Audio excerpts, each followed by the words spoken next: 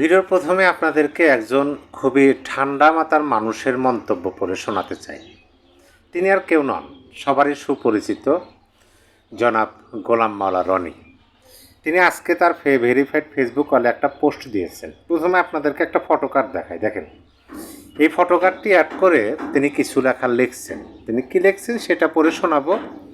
তার আগে ফটোকার্ডের বিষয়ে একটু স্পষ্ট হয়ে আমরা দেখেন, এই ফটোকার্ডে যাকে দেখতে পাচ্ছি আমরা, তিনি হলেন বর্তমান বাংলাদেশের নতুন সরকারের বিদ্যুৎ মন্ত্রী।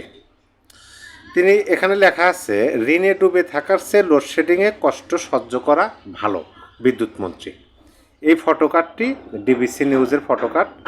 এই ফটোকার্ডটি শেয়ার করে জনাব গোলাম মাওলা রনি তিনি লিখছেন, গ্রীষ্মের আগাম শুভেচ্ছা, শৈশবের সেই তাল পাখা, তাল গাছ আর তপ্ত রোদে ঘুরে বেড়ানোর স্মৃতি, আবেগে কান্দন চলে আসে।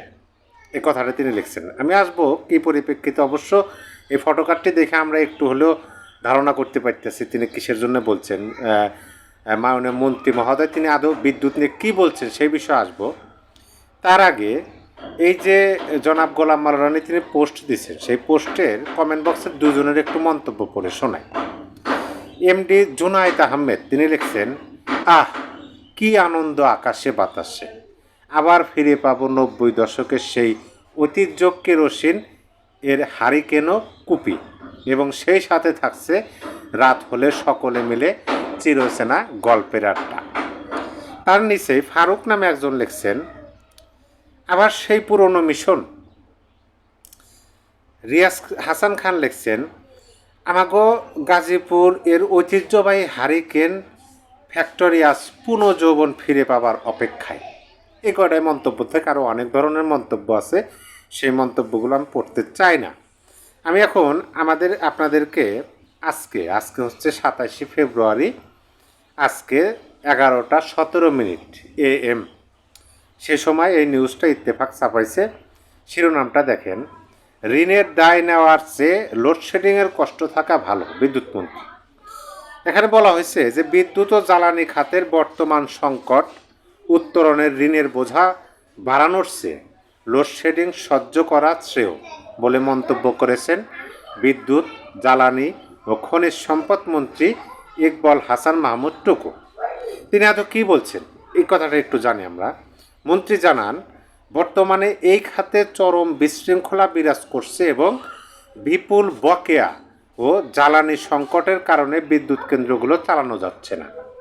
ইকবাল হাসান মাহমুদ টুকু বলেন, বিগত বিএনপি সরকার 2001 থেকে 2006 লোডশেডিং রেখে গেলেও জনগণের উপর ঋণের পাহাড় চাপিয়ে দেয়নি।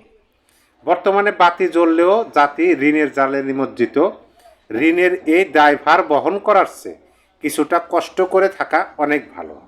তিনি আরও যোগ করেন, বসিয়ে রাখা বিদ্যুৎ কেন্দ্রের ভাড়া অর্থাৎ ক্যাপাসিটি চার্জ দিতে গিয়ে পরিস্থিতি আরও জটিল হয়েছে।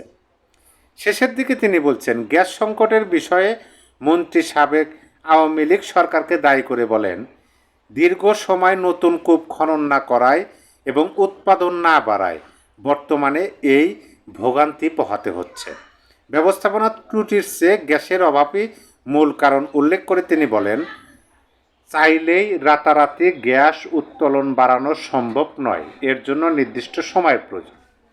মানে মাননীয় মন্ত্রী মহোদয় যে কথাটা বলছেন সেটা যদি আমি এক কথাই বলি, তাহলে যদি একটু লোডশেডিং হয়, আপনাকে যদি একটু অন্ধকারে থাকতে হয়, গরমের মধ্যে যদি আপনাকে একটু হাত পাখার বাতাস করতে হয়, সেটাও ভালো আছে ঋণের চেয়ে। মানে ঋণ করে গ্যাস চালানোর মানে বিদ্যুৎ না ব্যবহার করাই উত্তম, এই কথা তিনি বোঝাতে চাইছেন। আমি একজনের সাথে কথা বলছিলাম, মানে এই নিউজটা নিয়ে একজনের সাথে কথা বলতেছি। তিনি বললেন যে দেখেন আমারও ঋণ আছে। মানে কোনো ব্যাংক এনজিওর কাছে তার ঋণ নাই, কিন্তু তার বন্ধুরা তার কাছে টাকা পাবে। এক বন্ধু পাবে 40,000, এক বন্ধু 22, আর এক বন্ধু 5, মানে এইভাবে 2-3 জন বন্ধু তার কাছে টাকা পাবে। ওটাও তো ঋণ। হ্যাঁ, তিনি কোনোভাবে চলতেছেন, কিন্তু তারপরও তার বিদ্যুৎটা লাগবে। ঋণ আছে, তারপরে বিদ্যুৎটা লাগবে। মানে এটা হচ্ছে দেশের মানুষের কথা আর কি। এখন ওই যে গোলাম মাওলা রনি, জনাব গোলাম মাওলা রনি যে পোস্ট দিচ্ছেন সেটাতে একটু ফিরে আসি। গ্রীষ্মের আগাম শুভেচ্ছা, মানে গরম আসতেছে তার আগাম শুভেচ্ছা দিচ্ছেন। সোর্স হবে সেই তাল পাখা, আমরা যেটাকে তোমার হাত পাখার বাতাসে তাল গাছ, আমার সেই ছাদের তালতলা আছে, আমি নিয়ে যাবো একদিন আপনাদেরকে। আর তুপ্ত রোদে মানে ঘুরে বেড়ানোর, এই রোদের মধ্যে ঘুরে বেড়ানোর সেই স্মৃতি আবেগে কান্দন চলে আসতেছে জনাব মাওলা সাহেবের। এখন এই যে নিউজটা আপনাদের সামনে আমি উপস্থাপন করলাম, এই নিউজের পরিপ্রেক্ষিতে আমি আপনাদেরকে বলি, যখন প্রথম আমি এই নিউজটা দেখলাম, দেখার পরে মানে দেখা মাত্রই আমার সেই সাবেক প্রধানমন্ত্রী শেখ হাসিনার অহংকারী বিদ্যুৎ নিয়ে কিছু কথা মনে পড়ে গেল। অহংকারী শব্দটা এই জন্য বললাম, দেখেন যখন তিনি প্রধানমন্ত্রী ছিলেন তখন তিনি বলতেন যে আওয়ামী লীগ বলেই আজ ঘরে ঘরে বিদ্যুৎ দেওয়া সম্ভব হয়েছে, অন্য কারো দ্বারা সম্ভব ছিল না।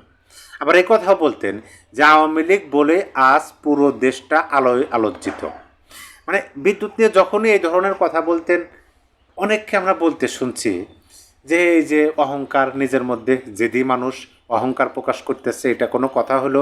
রাষ্ট্রের টাকায় করতেছে, যে রাষ্ট্র ক্ষমতা যাবে তারাই পারবে। এখন নিজেরা রাষ্ট্র ক্ষমতায়, রাষ্ট্রের টাকা তাদের পকেটের টাকাতে তো করতেছে না, এই ধরনের কথা কিন্তু অনেকেই বলতেন।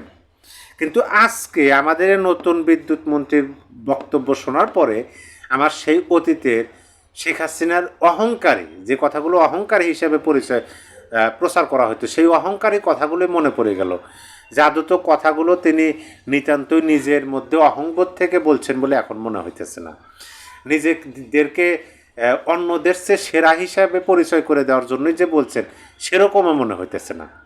বর্তমানে যারা সরকার আছেন তারাও তো রাষ্ট্রের টাকা দিয়ে করবেন, কিন্তু এখানে তিনি যেভাবে কথাটা বলছেন, যে যেমন ধরেন এটা আমার কাছে অন্যভাবে মনে হয়েছে কিভাবে, আপনি ধরেন কোনো একটা ভাড়া থাকেন, মানে আপনার যে বাসায় থাকেন ধরেন ওই বাসাটা ভাড়া বাসা, অন্যজনের বাসা আপনি ভাড়া নিচ্ছেন, মাসিক ভাড়া দেন। এখন ওই বাড়ির মালিক আপনাকে বলতেছেন যে তোমার বাড়িতে বিদ্যুৎ থাকবে না, তুমি যে বাসায় থাকো, রুমে থাকো, বিদ্যুৎ থাকবে না, তোমারই তো ভালো, বিদ্যুৎ না থাকলে ফ্যান ঘুরবো না, বাল্ব জ্বলবে না, তোমার বিল আসবে না, তোমার টাকা খরচ বেঁচে যাবে। মানে এরকমভাবে ধরেন বাড়ির মালিক ওই ভাড়াটিয়াকে বুঝাইতেছে।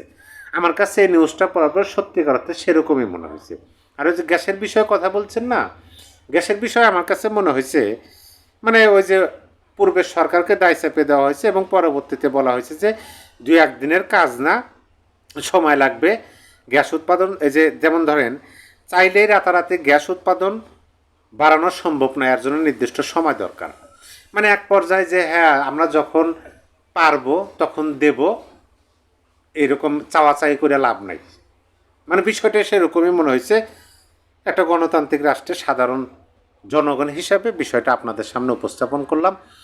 অবশ্যই আপনার মূল্যবান মতামত কমেন্ট বক্সে লিখে জানাতেই পারেন। জনাব গোলাম মাওলা রনির বক্তব্যের পরিপ্রেক্ষিতে তার কমেন্ট বক্সে অনেকে অনেকভাবে লিখতেছেন, আমি পুরো নিউজটাই আপনাদেরকে শোনালাম। আপনারাও আপনাদের মূল্যবান মতামত কমেন্ট বক্সে লিখে দিবেন। আমি যদি চম্বক অংশটুকু আবার বলি, মাননীয় মন্ত্রী সাহেব যেটা বলছেন, বিদ্যুৎ ও জ্বালানি খাতের বর্তমান সংকট উত্তরণে ঋণের বোঝা বাড়ানোর চেয়ে লোডশেডিং সহ্য করা শ্রেয় বলে মন্তব্য করেছেন বিদ্যুৎ জ্বালানি ও খনিজ সম্পদ মন্ত্রী ইকবাল হাসান মাহমুদ টুকু।